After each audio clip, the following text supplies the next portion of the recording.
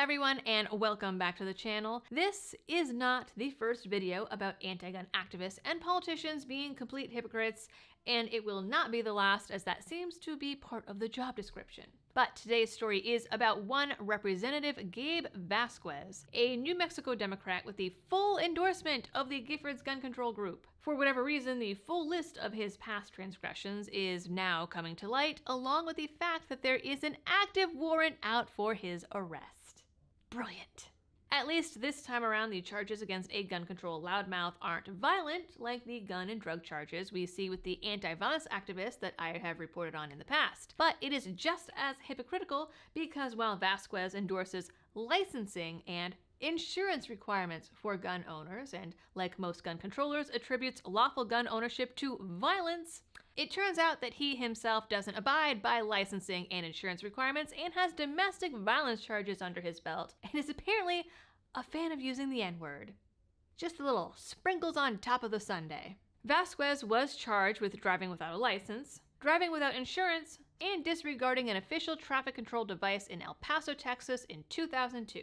Now, I know what you're thinking initially, 20-year-old charges that are pretty minor. But he skipped out on his 2007 court date, and so Texas police issued a warrant for all four things in 2008, which somehow didn't get executed until March.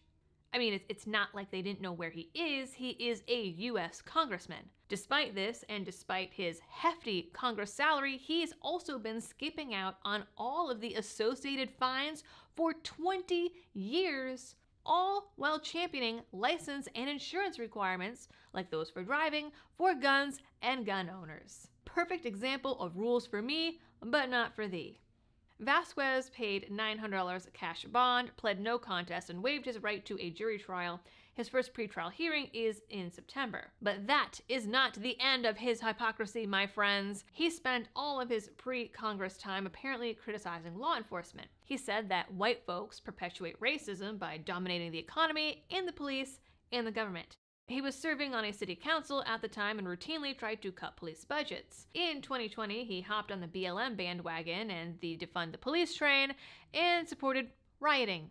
But when he ran for Congress in 2022, he backpedaled and described himself as pro-law enforcement and even featured retired sheriffs in his ads in an effort to get their votes, and then tried to claim to CNN that he was never a defund the police supporter.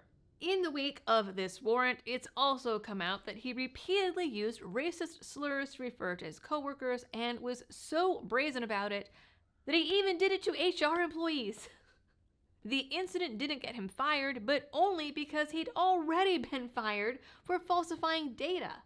But it was apparently serious enough that it did warrant another police report with his name on it. But you know, guys, he is just so moral and upstanding that he turned around after getting fired and called up his old employer to harass former co-workers with racist taunts. Specifically, the N-word, because of those racist white people.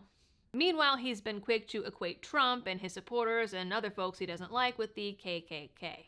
It also turns out that he has 2 domestic violence complaints against him from a then-girlfriend and has 2 arrests for pot. All things that, under the gun control policies he champions, would make him a prohibited person.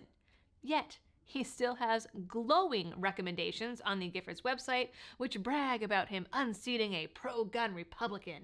Now, a spokesperson for his re-election campaign has tried to sweep this all under the rug, calling it an administrative mistake, which is ironic, considering Vasquez also supports the ATF's zero-tolerance policies for FFLs, where simple administrative mistakes and clerical errors are making people get federal charges and lose their livelihoods. Funny how that's less of a deal for people in Congress. Anyways, will this change anything in his playbook? Absolutely not. I am not convinced that anything will happen or anything will come of this, but I will never turn down the opportunity to point out the hypocrisy of the anti-gun left. So that is it for this video, guys. Please do all of the algorithm things, and as always, thanks for tuning in and happy shooting.